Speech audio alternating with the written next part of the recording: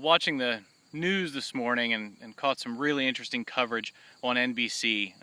They're holding their sort of Education Nation Education Week this week, and really interesting conversation.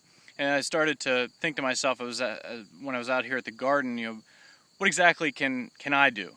My parents were amazing educators, teachers in the public school system, and now that I'm not a chef, certainly there's some teaching involved there, but what can I do to reach out to kids and to help kids and inspire kids? And this idea that education only happens at school, I'm not sure that I believe that. I think that the business community can do an awful lot in terms of education. Certainly great things happen at school, but great things can happen with the help of other people, chefs and firefighters and policemen, and your regular small business owner too. And so I came up with this idea of this week, sort of in celebration and inspired by this Education Nation.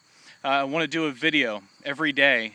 You can tune into, and it may be some things in the garden, it may be some cooking things. One thing that is really interesting for me, and I think is fun to share with kids, is this idea of where food comes from. And so this first video, I'm sitting out in the garden, the culinary garden for the dining room at the Sheppard Mansion, and also for our carriage house market. And as you can see behind me, some wonderful fall crops. But I thought, what can I do? How can we start to talk to kids? And so I've purchased a bushel of apples from our friends Boyer Nurseries, and I'm going to have them in the carriage house market Wednesday through Saturday of this week. And what I'd like for you to do is to bring your kid in, and I want to just pick up a free apple from me, and with that apple, hopefully what that will do is it'll inspire some conversation. You can talk to your child about where the apple came from, and that there are people who are working hard right in their backyard to put food on the table. And hopefully it'll inspire the parents too to think a little bit more about their buying decisions. Think about, when you buy an apple from an orchard that's local, that money's going right back to that orchard.